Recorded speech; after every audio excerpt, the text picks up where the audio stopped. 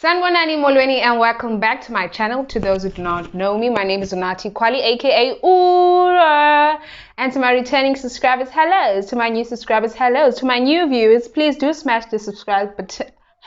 Please do smash the subscribe button and the notification button to be notified every time I upload a new video, because I know you're gonna love this content, baby.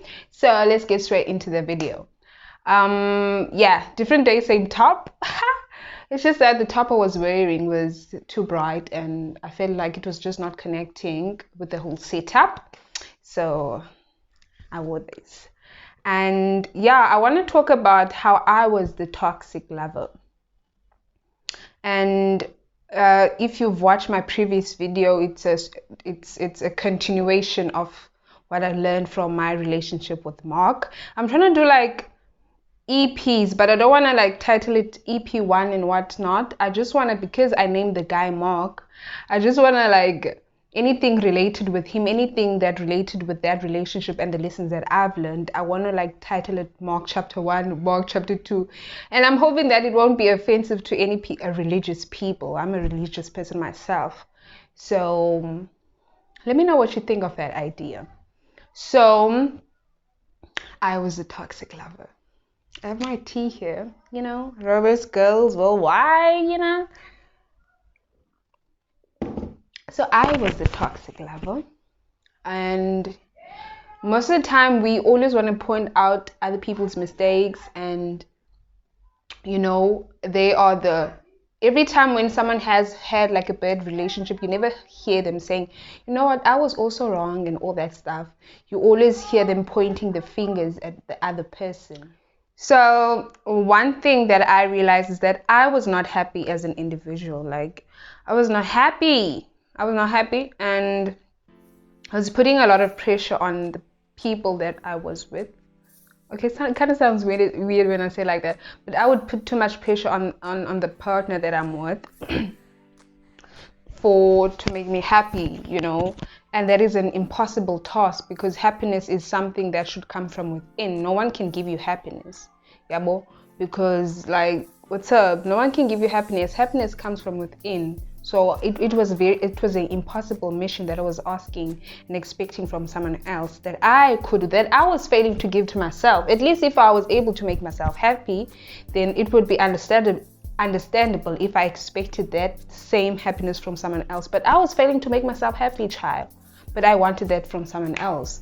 Like what I've realized is that you cannot ask things that you cannot give to yourself from relationships. Like if you cannot give yourself love, if you can't love yourself, then how do you expect someone else to love you when it's a mission that you failed to accomplish on your own? Do you get my point? Like if you want someone to go all out for you, but you don't even do that for yourself, so what's up? Like it starts with you. That's what I learned, like with the relationship with Mark, and often obviously being single and obviously meditating, praying and listening to the Holy Spirit. What I've learned was that it starts with you. It starts with you, and you have to be right with yourself. You have to definitely work on yourself and introspection, and work on yourself to be the better you, so that you attract better, because you attract what you are. Yeah, so that is definitely what I've learned, and I would definitely say that I was the toxic lover. I was obsessive, and I expected too much from someone else, like happiness from a relationship, happiness that I couldn't give for myself. And yeah, and I recently realized that love is liberating. Love should not be a prison. Yeah, but if you love someone, you have to love someone enough to let them go. When they, like, how can I explain it? If they're not free with you, like, and you think their happiness is somewhere else, love is liberating. You have to let them go. Loving someone doesn't necessarily mean that you're gonna stay together and all that stuff. If their happiness is somewhere else, then you let them go, because you love them that much. It's until recently that I've realized that love is liberating. Love sets you free, you know. I mean, I definitely would say my type of love, like a few years ago, was a prison. Yeah, well, if you love me, you have to be always around me and all that stuff and do what I want you to do. That is not love. That is obsession. yabo, that is possessive, you know. Loving someone, you have to love someone enough to set them free, because love is liberating, you know. So I was very obsessive, and I was very possessive, and I was very yabo nje, but I've worked on that, and I'm happy. I can definitely say that I'm happy. Like, I mean, you can see though, like, I'm happy. Like, the girl is glowing. Like, I don't even have foundation on, child. Like, I just put on my eyeliner, mascara, my lip gloss, and I'm popping because I'm happy. The joy that's within is like, you know, how can I say, like, you know, showing itself on the outside.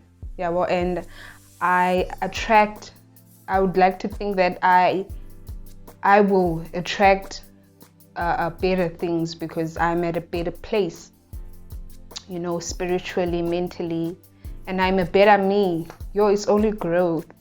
Like, it's only growth. So that's definitely that.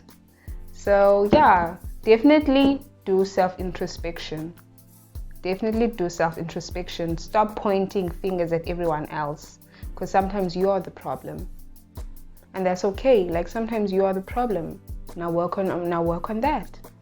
Now work on that, because sometimes we have so many unresolved issues, past traumas that we haven't visited, that we locked in certain rooms, and those things come out in relationships and stuff, and you don't obviously realize it, but someone else picks it up. Wow, but why is this person like this? And because it's something that you haven't resolved, it's something that you haven't worked on. Yeah, but when you are just in denial, you just see as other people having a fault and not necessarily pointing the finger at you. Yeah, but self-introspection is the best. Work on yourself, and don't work on yourself. Don't even work on yourself for a relationship. Like, you shouldn't be out here even chasing relationships. Relationships should come to you. Work on yourself for you. Work on yourself for you. Work on yourself for you. Yeah, but work on yourself for you. Be a better person for yourself. Like, before you want to be a better person for someone else, because no one else can change you. You cannot change for someone else. Change is a personal decision. Yeah, but change is a personal decision that you make for yourself. When you identify, this is no longer working for me, and I'm going to change this. I don't know how long it will take, but I'm going to work on it, and I'm going to change this, and I'm going to be a better person. So yeah, that is the story of how I was the toxic lover. And yeah, so if you like the story, please do comment down below. Don't forget to like, comment, and subscribe. And I'll see you on my next one. Bye.